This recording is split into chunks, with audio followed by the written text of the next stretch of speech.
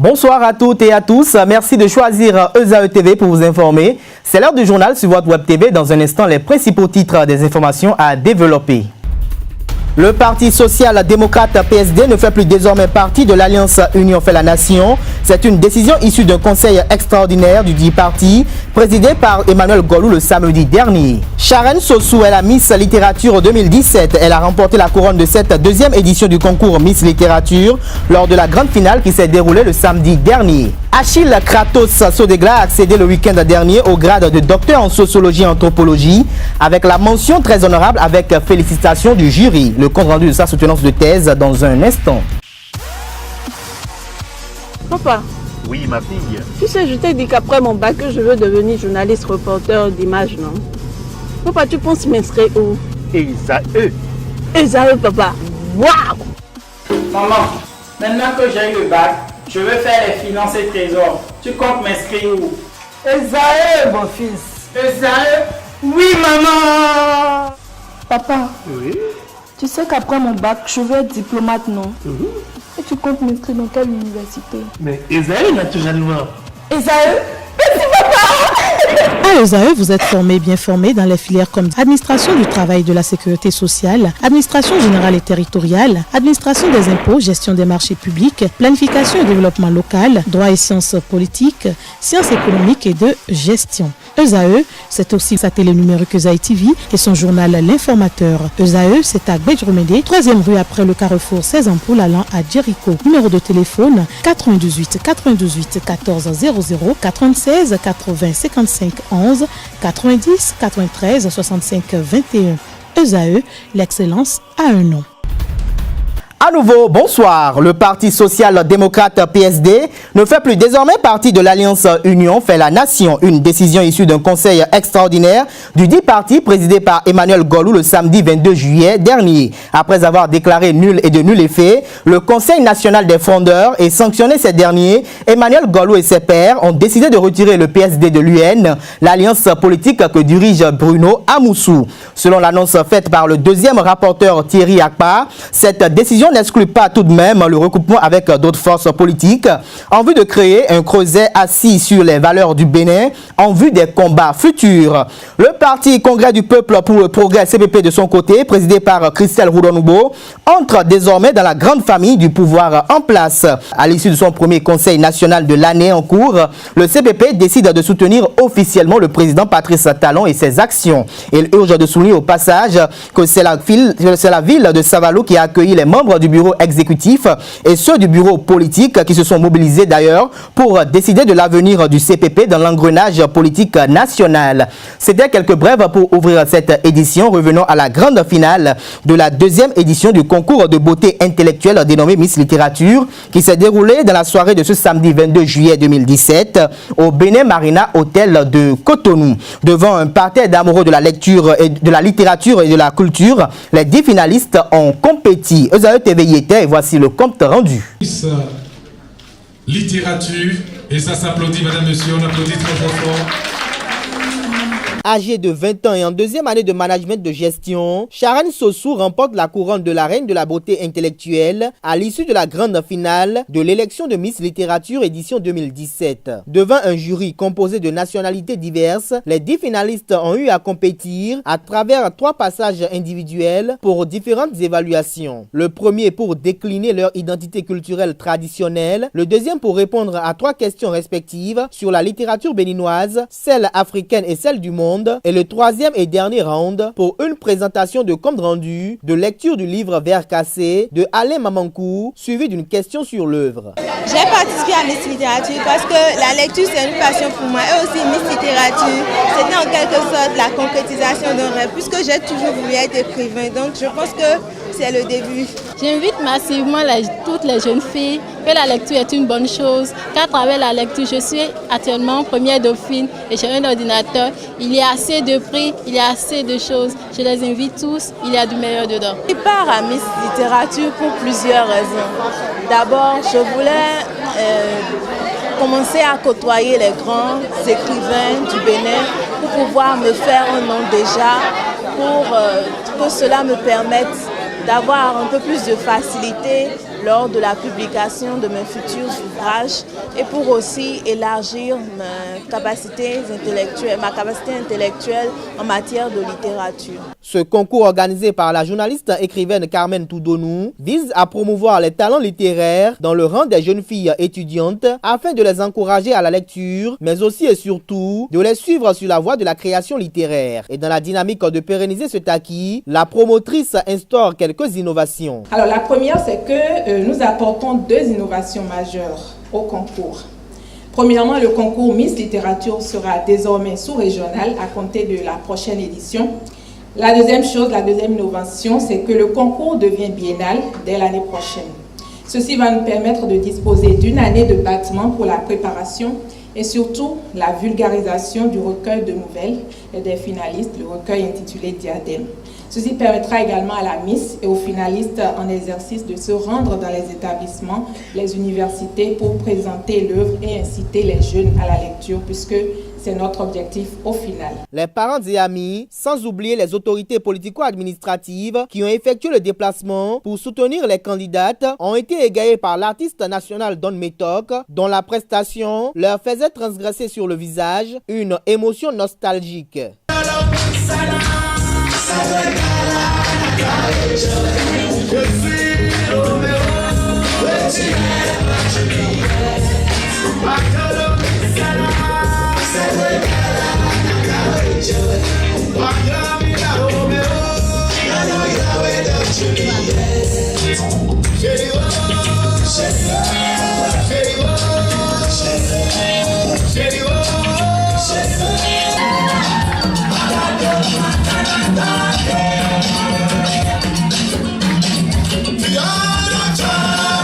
Il urge de noter que la Miss remporte une moto et les dauphines un ordinateur portable et un home cinéma chacune. Toutes les 10 candidates repartent avec un total de près de 300 livres et dictionnaires ainsi qu'une bourse complète de formation en licence master à ESAE Université. Outre cela, elles prendront part à la rédaction d'un recueil de nouvelles dénommé Diadème tome 2.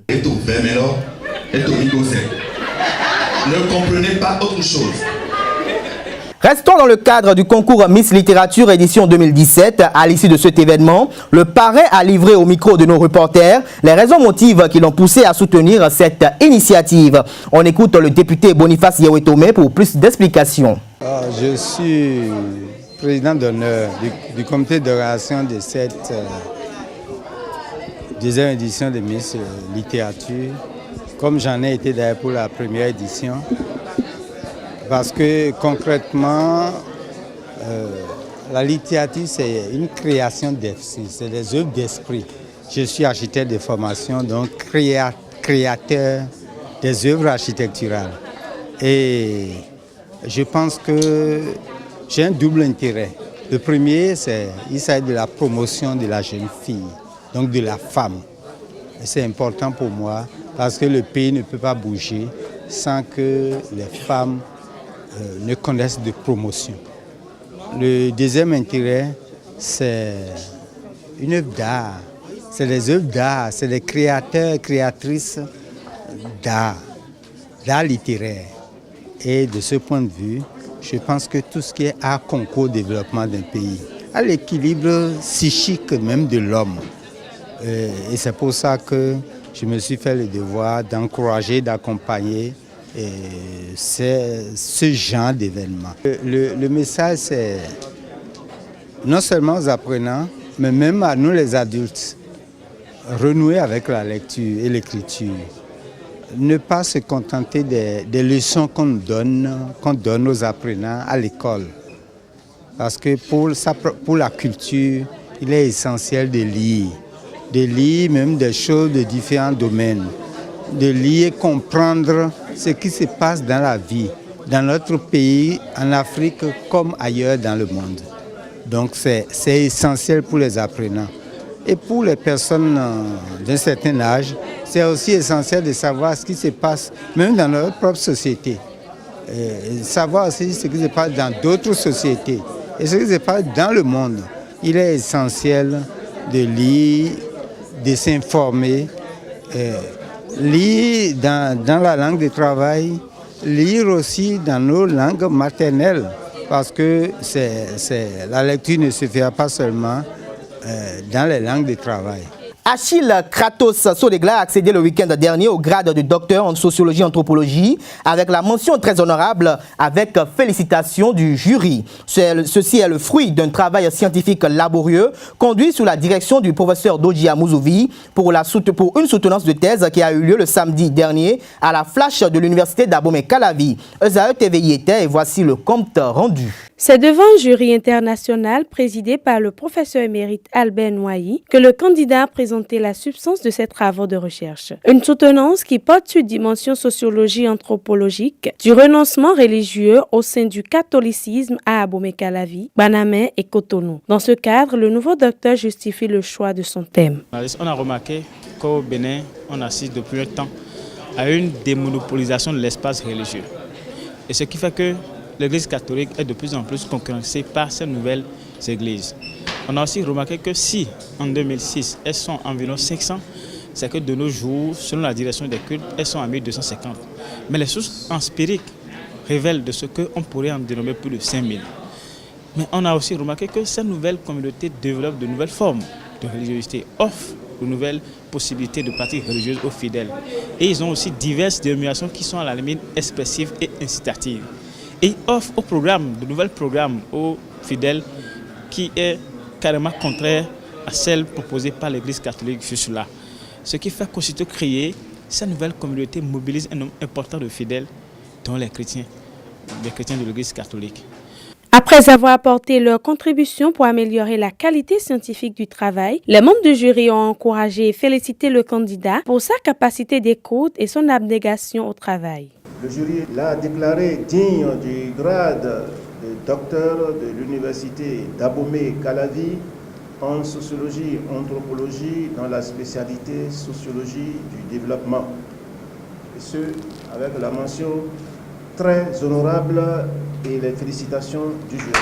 Le directeur de thèse Dodji Amouzovi se dit heureux d'avoir livré des docteurs en sociologie à la communauté universitaire, à la science, au pays et au développement. Le préfet du département du littoral, Modeste Toboula, a procédé dans la matinée de ce dimanche 23 juillet 2017 au lancement du semi-marathon interforce qu'organise Tribune Communication avec l'appui de la Société des ciments du Bénin SCB, sponsor officiel de l'événement. Ce semi-marathon qui s'inscrit dans le cadre de la commémoration dans le littoral du 57e anniversaire du Bénin à la souveraineté nationale a pris départ du stade de l'amitié générale Mathieu Kérékou pour échouer à la préfecture de Cotonou où des lots de consolation ont été remis aux 3 premiers compétiteurs. Cette randonnée sportive, selon Modeste Toboula, vise à encourager ces hommes qui s'investissent quotidiennement dans la sécurité et le maintien de l'ordre dans le littoral. On écoute les organisateurs et les partenaires à l'issue de cet événement. C'est la première édition que nous avons organisée. Et au nom du directeur général de la SCB, M. Zachary Okiri, au nom de la directrice commerciale, Mme Stéphanie Atta, et tout le personnel de la SCB, je vous remercie sincèrement de participer à cette course. Je dis félicitations aux premiers, ceux qui ont pu remporter un prix, mais double félicitations à tous ceux-là qui ont pu franchir la ligne d'arrivée. Parce que c'est ça l'essentiel d'un athlète.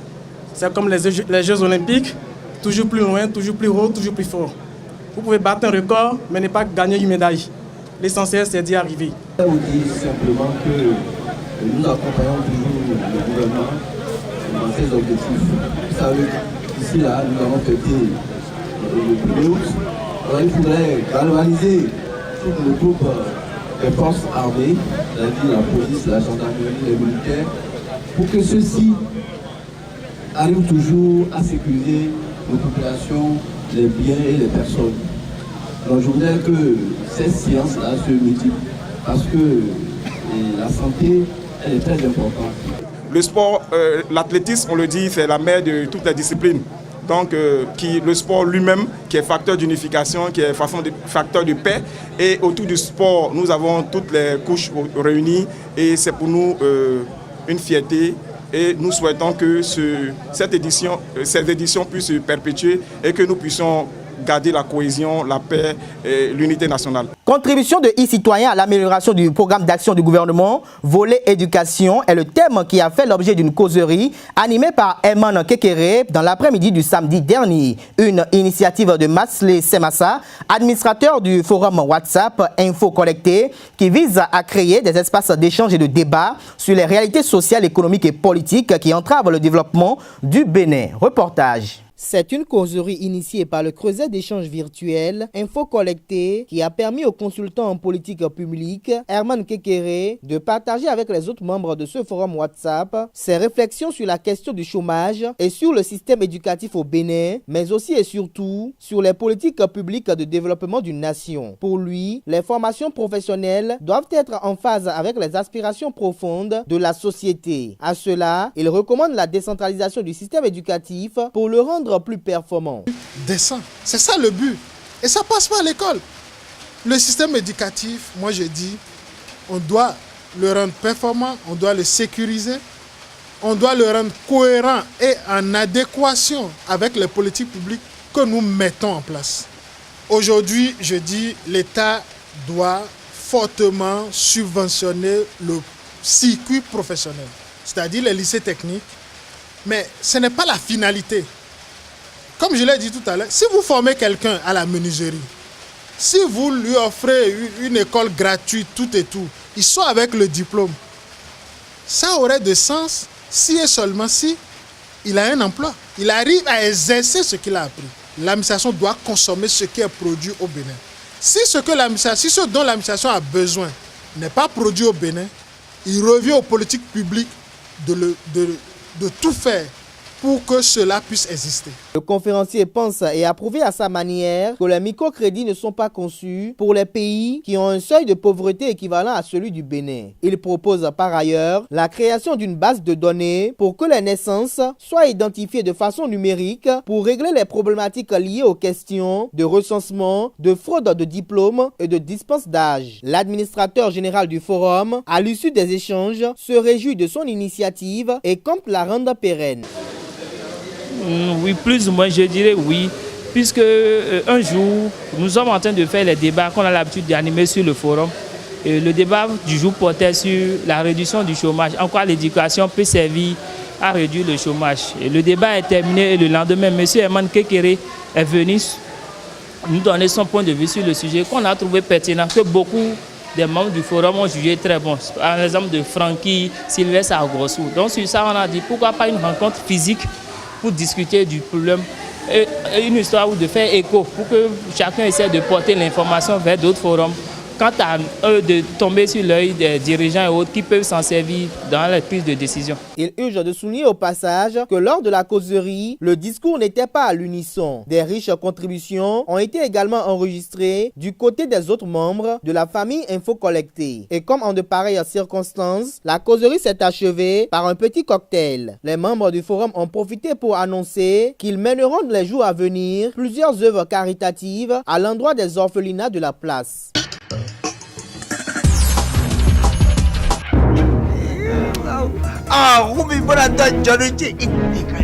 Suspense.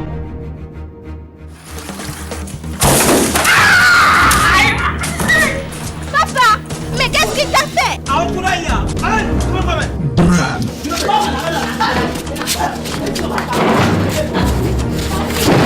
Action, humour, tout ceci est au rendez-vous dans ce nouveau film, La Cour de Bazar, la Cour de Bazar. Bazar, toi laissez-nous 5 secondes, moi. Déshabille-toi tout. Je sors pour aller faire. Mais toi, tu mélanges tout sur la même cour. Ceci n'est rien d'autre que le retour sur la scène de Oncle Bazar avec son ciné-club OB Productions. Et cette fois-ci en version DVD. Je vous dis bien en version DVD. Procurez-vous de ce nouveau DVD de Oncle Bazar dans tous les discothèques, les pharmacies, les supermarchés, même à la poste du Bénin au prix habituel de 1000 francs CFA. Et vous aurez de quoi vous distraire. Mais quand c'est mon soudain de mon bac, on est dit mon bête, tu viens à moi, quand il y en a un mec. Eh ben voilà, non, bon, un exemple de fil. Je suis pas braqueur. Mesdames et messieurs, c'est sur ce reportage que je mets un terme à cette édition de ce lundi. Merci de nous avoir suivis et passez une agréable soirée en compagnie de nos programmes sur les www.ezaetv.com. Agréable soirée à vous.